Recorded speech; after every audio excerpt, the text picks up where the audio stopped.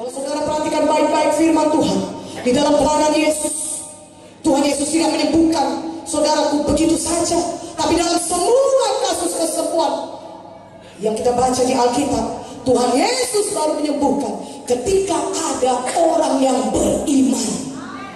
Ketika orang datang beriman kepada Yesus, maka Tuhan menyembuhkan mereka yang beriman. Tuhan tidak berkata, kalau saudara baca, imanku, Tuhan tidak berkata kuasaku menyembuhkan engkau, kuasaku menyelamatkan engkau, tapi Tuhan Yesus berkata imanmu telah menyelamatkan engkau. Iman, kita harus punya iman, katakan amin. Tuhan Yesus belum menyembuhkan sebelum dia melihat iman orang tersebut, sebelum dia melihat ucapan iman atau tindakan orang tersebut. Tuhan Yesus baru menyembuhkan ketika dia melihat iman saudara. Saya tunjukkan kepada saudara Markus 2. Biarlah kita semuanya pulang dengan berkat Tuhan pada malam hari ini. Biarlah kita semuanya punya iman, katakan amin. Lebih kuat amin yang katakan amin. Haleluya. Markus 2 saudaraku. Markus 2 ayat 1 sampai 12 saudaraku yang kekasih dalam nama Yesus. Markus 2 ayat 1 sampai 12 saya bacakan. Saudara boleh lihat Alkitab saudara. Orang lumpuh disembuhkan. Kemudian sesudah lewat beberapa hari, waktu Yesus datang lagi ke Kapernaum, tersiarlah kabar bahwa ia ada di rumah. Maka datanglah orang-orang berkerumun sehingga tidak ada lagi tempat, bahkan di muka pintu pun tidak. Sementara ia memberitakan firman kepada mereka. Ada orang-orang datang membawa kepada seorang lumpuh, digotong oleh 4 orang. Tapi mereka tidak dapat membawanya kepadanya karena orang banyak itu. Lalu mereka membuka atap yang di atasnya. Sesudah terbuka mereka menurunkan tilam, tempat orang lumpuh itu terbaring. Ketika Yesus melihat iman mereka, berkatalah ia kepada orang lumpuh itu, "Hai anakku, dosamu sudah diampuni." Tetapi di situ ada juga duduk beberapa ahli Taurat. Mereka berpikir dalam hatinya, mengapa orang ini berkata begitu? Ia menghujat Allah. Siapa yang dapat mengampuni dosa selain daripada Allah sendiri? Tapi Yesus segera mengetahui dalam hatinya bahwa mereka berpikir demikian. Lalu ia berkata kepada mereka, "Mengapa kamu berpikir begitu dalam hatimu? Manakah lebih mudah mengatakan kepada orang lumpuh ini dosamu sudah diampuni, atau mengatakan bangunlah, angkatlah tilammu dan berjalan? Tapi supaya kamu tahu bahwa di dunia ini anak manusia berkuasa mengampuni dosa." Berkatalah ia kepada orang lumpuh itu, "Kepadamu kukatakan bangunlah, angkatlah tempat tidurmu dan pulanglah ke rumahmu." Dan orang itu pun bangun, segera mengangkat tempat tidurnya dan pergi keluar di hadapan orang-orang itu, sehingga mereka semua takjub lalu memuliakan Allah. Katanya, yang begini belum pernah kita lihat. Haleluya. Katakan haleluya. Saudara, saya mau mengatakan kepada saudara tindakan iman orang lumpuh ini. Firman Tuhan berkata dalam Yakobus 2:26, seperti tubuh tanpa roh adalah mati, demikian juga adalah iman tanpa perbuatan adalah mati. Saudaraku, iman belum iman sebelum ditindakkan. Iman barulah iman kalau saudara sudah menindakkannya. Saudara tindakan dengan mengucapkan iman tersebut dan juga bertindak. Saudara katakan amin.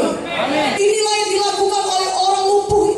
Kalau saudara lihat dia lumpuh, dia bukan hanya sekedar lumpuh yang hanya sebelah kakinya lumpuh tapi masih bisa berjalan, pincang, bukan. Dia betul-betul lumpuh. Dia tidak dapat bergerak sama sekali. Kalau dia pakai pikiran manusiawinya, maka dia akan berpikir tidak ada harapan baginya. Karena dia tidak dapat bergerak. Tetapi dia punya iman.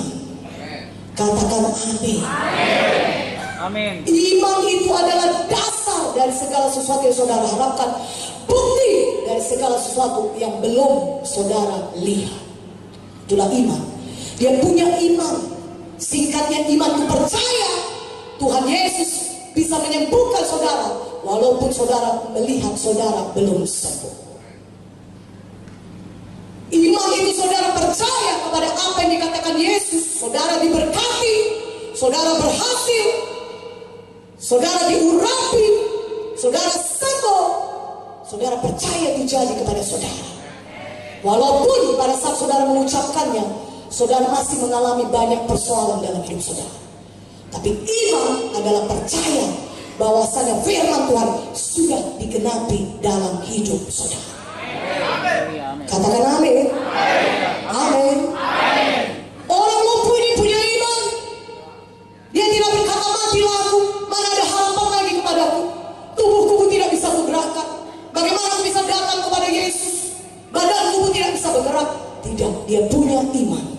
Dia panggil 4 orang temannya, bawa aku kepada Yesus.